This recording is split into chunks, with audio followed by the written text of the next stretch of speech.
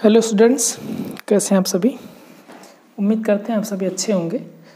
आप लोगों की बहुत सारी क्वेरीज आ रही थी कि सर टीजीटी पीजीटी के लिए बुक्स बता दीजिए और कोई अच्छी बुक सजेस्ट कर दीजिए। मैं आप लोगों को कहना चाहूँगा कि कोई भी बुक्स टीजीटी पीजीटी के लिए कोई एक बुक परफेक्ट नहीं बनी है, इसलिए आप लोग किसी की बातों में ना उलझें। कोई भी एक बुक ना पढ़ कर के जो मैं बताने चल रहा हूँ यहाँ पे, उतनी सारी बुक्स को अगर आप लोग तैयार कर लेते हैं तो निश्चित रूप से टीजीटी में आप एक अच्छी सफलता हासिल कर सकते हैं।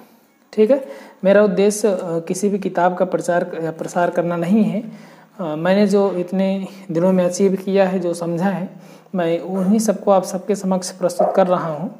तो आप लोग इसको अन्यथा मत लीजिएगा।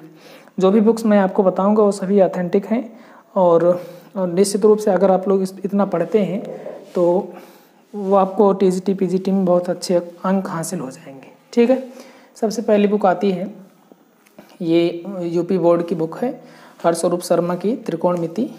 ये आप लोगों को 2012 या उससे पहले के जो भी स्टूडेंट्स पढ़े होंगे इस बुक को पहचान रहे होंगे।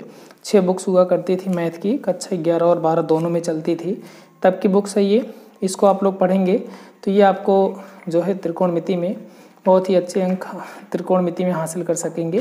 इसमें बहुत सारे क्वेश्चंस आपको दिए गए हैं और ऑब्जेक्टिव क्वेश्चंस भी दिए गए हैं, तो बेसिक तैयार करने के लिए त्रिकोणमिति इससे अच्छी कोई बुक नहीं है। ठीक है, उसके बाद दूसरी आपकी है कक्षा 12 की ही है, निर्देशांक ज्यामिति। ये जो 6 किताब आती थी उसी में से है, तो इन 6 किताबों में से एक ये भी थी निर्देशांक ज्यामिति। इसमें निर्देशांक ज्यामिति के बहुत सारे चैप्टर्स दिए गए हैं।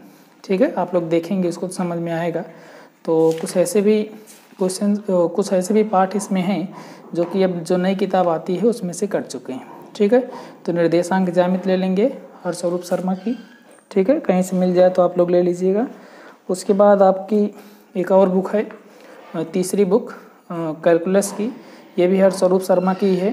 तो इससे अगर आप कैलकुलस को पढ़ते हैं तो कैलकुलस में जो भी क्वेश्चंस आएंगे आप उनको अच्छे ढंग से सॉल्व कर सकेंगे। ठीक है, तो ये किसी भी मित्र से आप मांगेंगे तो निश्चित रूप से वो देगा। ठीक है, या आप ही पढ़े होंगे, आप में से कई लोगों ने इसको पढ़ा होगा, तो इसको आप बेसिक तैयार करने के लिए बहुत अच्छी बुक है। उसके बाद जो है एक अगली बुक है स्थित विज्ञान और सदिश विश्लेषण की, ये भी हरस्वरूप शर्मा की ही है। ठीक है, भगवत स्वरूप शर्मा, शालिनी शर्मा, मिस्त्री लाल उप्रेती करके आती है, तो ये भी आप लोग ले लीजिएगा। ये स्टैटिक्स के लिए और वेक्टर एनालिसिस के लिए बहुत अच्छी बुक है। ठीक है, तो ये आपकी 4 किताबें हो गई। ठीक है, और उसके बाद जो है बेसिक नॉलेज के लिए एक और बुक है अगली, ये डायनेमिक्स है। ठीक है, गति विज्ञान है। इसको आप लोग देखेंगे तो इसकी जो भी डायनेमिक्स के क्वेश्चन आते हैं वो आप लोग अच्छे ढंग से कर सकेंगे। ठीक है, ये भी हरस्वरूप शर्मा की ही आती है। उसके बाद जो है अगली बुक है बीजगणित की, अलजेब्रा। ठीक है, ये भी बेसिक तैयार करने के लिए बहुत अच्छी बुक है।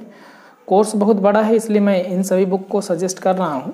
इसको अगर आप लोग ढंग से पढ़ेंगे तो निश्चित रूप से सभी जो भी पॉइंट्स होते हैं आपके समझ में अच्छे ढंग से आ जाएंगे। ठीक है, तो बेसिक तैयार करने के लिए है ये। बिना बेसिक तैयार किए आप लोग जो है कंपटीशन में कम्पीट नहीं कर पाएंगे। ठीक है ना, तो ये 6 किताबें थी। ठीक है, जो कि इंटर में आप लोगों को पढ़नी है, इंटर बेस को तैयार करने के लिए। उसके बाद कुछ एनसीईआरटी की किताबें भी मैंने पढ़ी, मैं आपको दिखाना चाहूँगा। ये हैं आपकी कक्षा 9 के लिए एनसीईआरटी की बुक है, 9 के पाठ्यक्रम को तैयार करने के लिए बहुत अच्छी बुक है ये। ठीक है, तो इसको आप लोग ले सकते हैं। जो भी लोअर यानी कि 9th और 10th के लिए बहुत अच्छी बुक्स आती हैं ये, या फिर आपको हरस्वरूप शर्मा की भी मिल जाएगी। ठीक है ना, बहुत सारी किताबें हैं, मैं कुछ लिमिटेड किताबें ही आपको दिखाऊंगा। हमारे पास तो ऐसे 50 किताबें इस तरीके से हैं। ठीक है ना, 14 से 15 प्रकाशन की किताबें हमने पढ़ रखी हैं, तो इतना ज़्यादा किताबें दिखाने का कोई औचित्य नहीं है। तो बेहतर होगा कुछ सीमित किताबें दिखाई जाएँ जिससे आप लोग जो है अच्छे ढंग से प्रदर्शन कर सकें। तो ये है आपकी एनसीईआरटी की कक्षा 10 की गणित। ठीक है, ऐसे ही आप लोग इंटर के लिए भी ले सकते हैं। ये है एनसीईआरटी की, ठीक है, कक्षा 11 के लिए है ये गणित की बुक, और इसको आप लोग जान रहे होंगे, अच्छे ढंग से आप तैयारी कर सकते हैं। ये इंग्लिश में है, आप लोग चाहें तो हिंदी में भी अवेलेबल होती है, उसको आप लोग खरीद सकते हैं, या आप लोगों ने पढ़ रखी होंगी तो आपके पास उपस्थित होगी, मौजूद होगी, तो इसको आप लोग पढ़ सकते हैं। और कक्षा 12 के लिए भी एक ऐसी है, 12 में 2 पार्ट आते हैं, ठीक है। ये है टेक्स्ट बुक है, इसमें आपके MCQs भी कुछ दे रखे हैं, ठीक है ना। इन सबको आप लोग देख लीजिएगा। और उसके बाद जो है एक अगली किताब है, सेकेंड कक्षा 12 की ही सेकेंड बुक है ये मैथ की, तो इसको आप लोग ले लीजिएगा। और एक RD शर्मा की ऑब्जेक्टिव आती है, ठीक है, RD शर्मा की ऑब्जेक्टिव बुक आती है, उसको आप लोग ले सकते हैं। वो IIT के लिए है, तो उसमें RD शर्मा की MCQ ऑब्जेक्टिव आप लोग मांगेंगे तो निश्चित रूप से दुकानों पर उपलब्ध मिलेगी। उसमें भी बहुत सारे अच्छे अच्छे क्वेश्चंस हैं MCQs, वहाँ से आप लोग सॉल्व कर सकते हैं। और कोर्स को समझने के लिए आप किसी भी प्रकाशन की एक ये बुक ले सकते हैं जो प्रीवियस ईयर क्वेश्चंस दिए रहते हैं जिनमें, ठीक है। तो इससे आप लोगों को प्रीवियस ईयर के क्वेश्चंस किस तरीके से आए थे वो भी आप लोग समझ सकेंगे, और साथ ही साथ थोड़ा सा जो पाठ्यक्रम है उसका भी हमें ज्ञान हो जाएगा। तो कोई भी एक ले सकते हैं, ये उपकार की है और तमाम इस तरीके से आती हैं, ये अरिहंत की है। ऐसी बहुत सारी किताबें हमारे पास हैं, तो आप लोग कोई भी जो भी समझ में आए आप खरीद सकते हैं। इनमें तो सभी वही होते हैं, प्रीवियस ईयर के क्वेश्चंस होते हैं, इनको आप लोग ले सकते हैं। अगर और अच्छे ढंग से पढ़ना है, इंटर लेवल को और ढंग से तैयार करना है, तो RD शर्मा की एक मोटी सी बुक आती है, इसको आप लोग देख रहे होंगे, ठीक है। इस तरीके की बुक आप लोग ले सकते हैं, बहुत मोटी सी बुक है। और कक्षा 11 में एक किताब आती है, 12 में 2 आती हैं। तो ये आप लोग कक्षा 12 का देख रहे हैं, फर्स्ट पार्ट है, ठीक है। इस तरीके से आप ले सकते हैं और अच्छे ढंग से अपनी तैयारी को अंजाम दे सकते हैं। और ठीक ऐसे ही ये सेकेंड पार्ट है, कक्षा 12 का सेकेंड पार्ट RD शर्मा की। इसमें सारे कॉन्सेप्ट बहुत अच्छे से दे रखे हैं, कहीं भी अगर इसको आप लोग अच्छे से पढ़ लेते हैं तो कहीं भी फंसने की ज़रूरत नहीं आएगी, आप फंसेंगे नहीं, आपका कॉन्सेप्ट अच्छे ढंग से तैयार हो जाएगा। और ये जो है सेकेंड है, उसमें MCQs भी दे रखे हैं और इसके कॉन्सेप्ट भी दे रखे हैं। हर एक पार्ट में आपको MCQs देखने को मिलेंगे, ठीक है, किसी भी में आप देख सकते हैं इस तरीके से, ठीक है ना। तो इस तरीके की ये सारी किताबें हैं, इनको आप लोग जो है अच्छे ढंग से तैयार कर सकते हैं। और जो भी आपके एग्ज़ाम्स में पूछे जाएंगे क्वेश्चंस, उस हिसाब से इसमें प्रश्न दे रखे हैं। इस तरीके के देख रहे होंगे, मल्टीपल चॉइस क्वेश्चंस हैं, ठीक है। तमाम क्वेश्चन दिए रहते हैं और इनके लेवल भी उस लेवल के रहते हैं जिस तरीके के TGT PGT में पूछे जाते हैं, ठीक है। ये तो थी कक्षा 12 की। ठीक ऐसे ही कक्षा 11 की एक बुक आती है RD शर्मा की मैथमेटिक्स, ठीक है।